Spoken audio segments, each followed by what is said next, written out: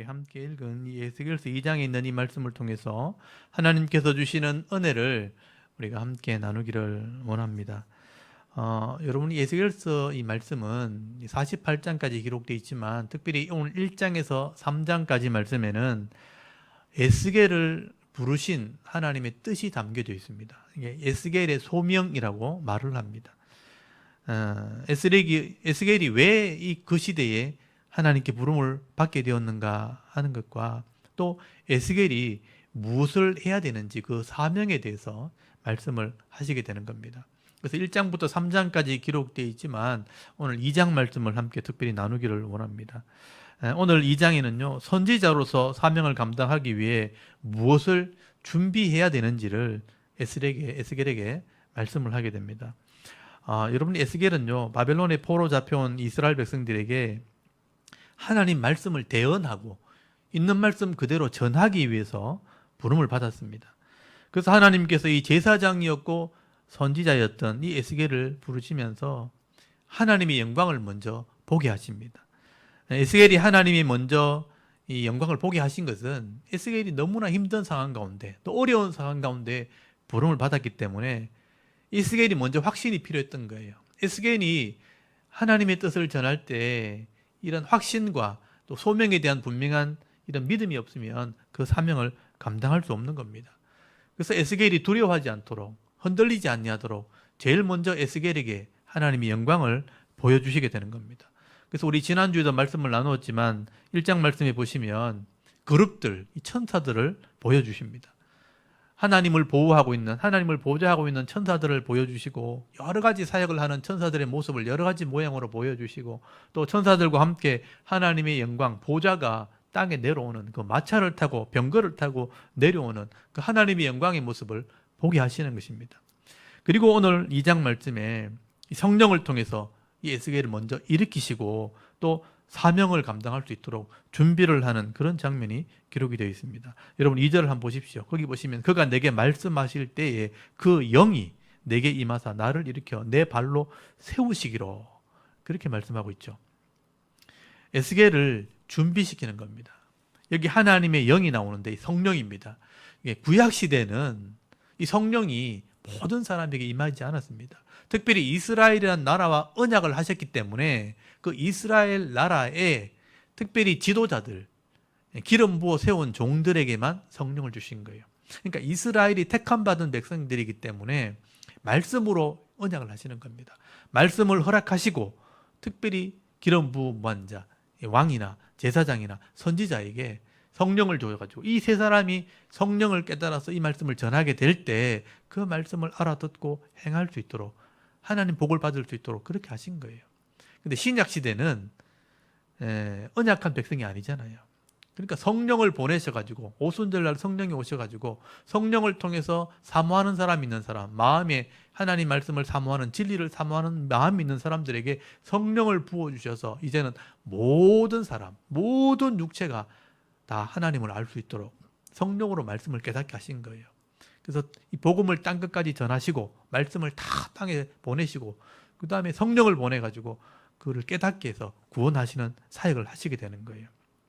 그런데 구약시대는요, 이렇게 말씀으로 언약한 백성들에게 하나님이 종을 보냈기 때문에 특별한 선지자, 이런 제사장에게 성령의 은혜를 부으신 겁니다. 그 특별한 사람에게 성령을 부으셔서 깨닫게 하셔서 사명 감당할 수 있도록 은혜를 베풀어 주시는 거예요. 그래서 하나님이 성령을 에스겔에게 부으시고 그를 먼저 세우셨다, 준비하게 하셨다 하는데 뭘 준비하느냐? 말씀을 준비하는 겁니다. 이 에스겔이 성령을 통해서 하나님 말씀을 먼저 깨달을 수 있도록 하나님의 말씀을 준비하게 하시는 것입니다. 여러분, 당시에 이 바벨론 포로에 잡혀온 이스라엘 백성들은요, 이 하나님에 대한 이 불평과 또 원망이 가득 차 있었습니다. 완악한 마음을 가지고 있었습니다. 그 말씀을 들을 준비가 별로 없었던 거예요. 그러니까 바벨론 포로 잡혀온 것만 해도 너무 힘들고 또 이 바벨론 포로 생활 가운데 생활을 하고 먹고 살기에 너무 마음이 힘든 거예요. 말씀을 들을 준비가 전혀 되어 있지 않는 거죠. 여러분, 이런 사람들에게 하나님 말씀을 전하기 위해서 먼저 이 선지자를 부르셨는데 이 선지자가 하나님 말씀으로 준비되어 있어야 되는 거예요. 그래서 하나님께서 특별히 에스겔에게 말씀을 준비시키는 장면을 그림으로 보여줍니다. 두루마리 말씀을 보여주시고 그 말씀을 에스겔에게 먹게 하는 그런 그림으로 보여주시게 되는 것입니다. 여러분, 하나님께서는 수많은 일꾼들을 부르셔서 하나님 말씀을 대언하게 하셨지만 이렇게 에스겔처럼 말씀을 먹어라, 하나님 말씀을 이걸 내 속에 채워서 먹고 이 말씀을 전해라, 이렇게 말한 선지자는 에스겔밖에 없습니다. 그리고 요한계시록에 사도 요한이 유일한 사람입니다. 그래서 특별한 시대의 부름을 받았기 때문에 이런 말씀을 준비하는 모습을 말씀을 먹는 모습으로 설명을 하게 되는 거예요. 일반적으로 하나님께서 선지자를 부르실 때는요, 하나님 말씀이 누구에게 임했다라고 되어 있습니다. 늘 말씀으로 준비되어 있었고 말씀으로 훈련받았기 때문에 하나님 말씀이 그에 임했다, 그렇게 말씀하지만 특별히 에스겔에게는요, 말씀을 먹어라, 그렇게 표현을 하는 거죠.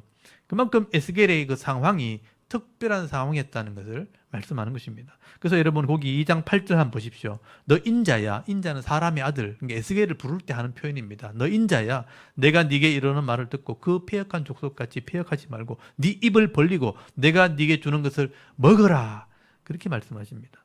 네 입을 벌려서 네게 주는 그 말씀을 받아 먹어라. 말씀을 음식을 먹듯이 먹고 소화시키라는 것입니다. 그래서 말씀을 음식에 비유해서 이렇게 말씀을 하는 것입니다. 이 말씀을 먹는다는 뜻은 음식이 소화되어서 내 몸에 하나 되는 것처럼 말씀과 하나 되어라, 말씀을 깨달아라, 이런 의미가 있는 것입니다. 그래서 예수님께서도요, 성찬식을 하실 때 떡을 이렇게 떼어주시면서 이걸 받아 먹어라, 내 몸이다, 그렇게 말씀하셨어요. 이 내 몸이다 라고 말씀하신 이유는 내가 말씀이기 때문에 이 말씀을 몸으로 비유해서, 떡으로 비유해서 말씀하신 거예요. 내 몸을 먹어라, 떡을 먹어라 하는 것은 말씀을 먹어라, 그런 의미가 있는 것입니다. 그래서 요한 이걸 알고요, 해석을 해놨어요. 여러분 요한복음 6장 48절에 보면요, 내가 곧 생명의 떡이니라, 그렇게 말씀하시고 요한복음 6장 56절에 보면요, 내 살을 먹고 내 피를 마시는 자는, 이 말은 말씀을 먹는 자는 이 말이죠. 내 살을 먹고 내 피를 마시는 자는 내 안에 거하고 나도 그의 안에 거하나니 살아계신 아버지께서 나를 보내시면 내가 아버지로 말미암아 사는 것 같이 나를 먹는 그 사람도 나로 말미암아 살리라. 나를 먹는 자가 나로 말미암아 살게 될 거다. 식인종도 아니고 어떻게 사람을 먹습니까? 사람을 먹는 뜻이 아니고 하나님 말씀을 먹고 깨달으면 이 말씀으로 살게 되면 하나님의 사람이 된다, 그렇게 설명을 하는 것입니다. 이 말씀을 먹는 사람, 말씀을 깨달은 사람, 이 사람이 말씀으로 말미암아 살게 되는 것입니다. 음식이 우리 몸에 들어가면 이게 소화가 되어지고 분해가 되어지고 흡수가 되어지면 이 몸 구석구석에 피가 되어서 우리 몸을 지배하고 다스리며 생활하게 하는 것처럼 하나님 말씀이 내가 이해가 되어지면, 머릿속에 깨달아지면 이 말씀이 내 삶을, 내 생각을 이렇게 지배하고 다스리게 되고 그렇게 살게 만드는 것입니다. 그래서 말씀을 먹으라 하는 말은 말씀으로 이해해라, 말씀을 깨달아라, 이런 말씀인 것이죠. 그래서 이것을 조금 더 신학적으로 표현하면 말씀에 충만해라, 성령에 충만해라, 그렇게 말씀하시는 것입니다. 말씀이 가득할 때 성령이 우리를 일하게 하시는 거죠. 깨닫게 하셔서 더 성숙한 모습으로 살아갈 수 있도록 인도해 가는 거예요. 그래서 신약에는 말씀을 가득한 생활, 말씀 충만해라, 성령 충만해라, 이런 말을 쓰는 것입니다. 그렇게 할 때 이 선지자는요, 세상 사람을 따라 변질되지 않고 또 세상을 따라 불신앙하지 않고 이 하나님 말씀을 그대로 전하는 그런 사역을 하게 되는 겁니다. 그래서 에스겔에게 이렇게 말씀을 먼저 받아 먹으라 하신 이유는 에스겔이 사역 감당할 수 있도록 능력을 베풀어 주시는 것이죠. 오늘 저와여러분도 이런 선지자적 사명이 있는 것입니다. 우리가 하나님 말씀을 받아 먹고 깨달았다면 이 에스겔처럼 이런 사역을 감당해야 되는 거예요. 그래서 세상에 빛이 되고 세상에 소금이 되기 위해서, 또 세상 사람들과 똑같은 것을 보고 듣고 따라가는 그런 변질된 모습이 아니라 도리어 말씀으로 살아가는 그런 빛이 되어 살아갈 수 있도록 말씀을 먹고 말씀을 행하는 그런 삶을 살아가야 되는 것입니다. 세상 사람들이 알지 못하는 것, 이 시대도 변화되고 변질되어졌을 때에 진리의 말씀이 내 속에 들어와서 깨닫게 되어진다면 우리는 그 하나님 말씀대로 살게 되는 사람이 되는 것입니다. 그래서 여러분 요한복음 15장 7절 말씀에 보시면 너희가 내 안에 거하고 내 말이 하나님 말씀이 너희 속에 거하면 무엇이든지 하나님 나라를 위해서 기도하라는 거예요. 그러면 내가 이루리라. 그러니까 말씀이 내 속에 있을 때 그 말씀을 위해서 이루어지도록 기도한다면 무엇이든지 그것을 위해서만 기도한다면 그 나라와 그 의를 위해서만 기도한다면 내가 반드시 이루어질 것이라 그렇게 약속하신 것입니다. 내 말이 너희 안에 거하면 그 말씀대로 살면 말씀의 열매를 맺게 될 것이고 또 내 삶이 아버지께 영광이 될 뿐 아니라 사람들이 우리를 보고 예수님의 제자라 내 제자라 예수님이 제자라 하게 될 것이다 그렇게 말씀하신 것입니다. 여러분 이거는 하루아침에 이루어지는 일이 아닙니다. 우리가 매일마다 몸에 좋은 음식을 꾸준히 먹을 때 건강한 몸이 되어지고 일할 수 있는 몸이 만들어지는 것처럼 이 하나님 말씀을 기회가 될 때마다 꾸준히 성실하게 먹고 깨달을 때 건강한 성도, 믿음 있는 성도가 되어지는 것입니다. 그래서 이 음식을 먹는 데는요 편식이 있으면 안 되죠. 골고루 먹어야 되고 이 하나님 말씀 전체를 골고루 먹어야 되고 또 성실하게 먹어야 되는 것입니다. 이런 하나님 말씀에 대한 이해와 이런 사모함이 있어야 우리는 바른 신앙생활을 하게 되고요. 또 바른 은혜를 누리면서 이 땅에서 행복한 신앙생활을 할 수 있게 되어지는 것입니다. 그런데 여러분 성도들이 하나님 말씀을 매일 읽고 묵상하는 것이 그렇게 쉽지는 않습니다. 우리가 새벽 예배 드릴 때마다 제가 일부러 한 장씩 하나님 말씀을 읽어서 해석을 해줘요. 밥을 해서 먹기 좋게 요리해서 주는 것처럼 한 장씩 하나씩 말씀을 읽을 수 있도록 들을 수 있도록 깨달을 수 있도록 이렇게 말씀을 전해드리는데 근데 꾸준히 그것을 듣고 깨달아 읽고 순종하는 것은 쉽지 않습니다. 근데 말씀이 깨달아질 때 우리 영혼이 성장하는 거예요. 잘하고 또 성숙해 가는 것입니다. 우리가 아이들을 양육할 때 제일 힘든 게 뭐냐면 밥 먹이는 거죠. 밥을 먹으라 그러면 맛있는 게 입이 길들여져 있으면 맛없는 밥이 넘어가지가 않는 거예요. 그래서 숟가락 들고 다니면서 밥 먹으라고 해도 도망을 다니고 밥을 먹지 않습니다. 근데 어머니는 밥을 먹여야 돼요. 왜냐하면 먹여야 영양분이 공급되어지고 또 자라게 되고 성숙하게 되니까 쫓아다니면서 한 숟가락만 먹으라 밥을 먹이는 것입니다. 그처럼 이 성도들이 바쁘고 힘들더라도 하나님의 말씀을 읽지 않고 또 이것을 깨닫지 못하게 되면 자꾸 변질되어지고 세상을 따라가는 그런 사람으로 또 나태하게 되기 때문에 이 목사 입장에서는 하나님 말씀을 먹일 수밖에 없는 거예요. 어떻게든 하나님 말씀을 읽고 듣고 깨달아 순종하기를 기대하는 것입니다. 그래서 말씀을 제대로 먹게 되어질 때 우리 영혼이 성장하게 되어지고 자라나게 되어지는 것입니다. 그래서 이 성도는요 반드시 하나님 말씀을 먹어야 되는 거죠. 이 66권의 말씀을 전체를 이해할 때까지 하나님 말씀을 먹어야 됩니다. 그리고 더 깊이 깨달을수록 하나님께 더 가까이 나가게 되는 것입니다. 오늘도 우리가 매일마다 이 하나님 말씀을 묵상하고 주일마다 이 하나님 말씀을 잘 받아 먹으셔서 하나님 말씀이 나를 다스리고 하나님의 성령이 내 속에서 충만함으로 이 땅에서 하나님 백성으로 반듯하게 살아갈 뿐 아니라 이 어두운 세상을 빛으로 밝힐 수 있는 이 성도의 사명을 감당하는 그런 여러분의 신앙과 또 여러분의 삶의 모습이 되실 수 있기를 간절히 소원합니다. 아멘. 그리고 하나님께서는요 이 에스겔에게 마음을 준비시키시면 어떤 마음이냐?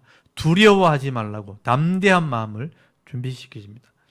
왜냐하면요 지금 이 이스라엘 백성들이요 마음에 하나님 말씀을 들을 준비가 전혀 되어 있지 않습니다. 그 바벨론 포로 생활 때문에 오늘날로 말하면 이 궁핍한 삶 때문에 또 어려운 이 삶의 현장 때문에 이 하나님의 삶에 하나님 말씀에 귀를 기울이기보다는 삶에 매여 있는 거죠. 세상의 일과 바쁜 여정에 마음이 묶여 있는 겁니다. 그래서 내가 원하는 대로 되지 않고 어렵기 때문에 늘 바쁘게 또 마음은 불안하고 또 늘 어려움 때문에 실망을 하고 원망이 가득한 그런 상황이라는 거예요. 그래서 이스라엘 백성들도 강팍한 상황이 되어 있기 때문에 이런 하나님 말씀을 전혀 들을 준비가 되어 있지 않습니다. 그런 성도들에게 이 말씀을 전하는 것은 쉬운 일이 아니죠. 두려운 겁니다. 그래서 하나님께서 말씀하시는 거죠. 여러분 2장 오늘 3절 한번 보십시오. 에스겔에게 하시는 말씀이에요. 내게 이르시되 인자야 에스게라 이런 거죠. 내가 너를 이스라엘 자손과 패역한 백성 나를 배반하는 자에게 보내노라.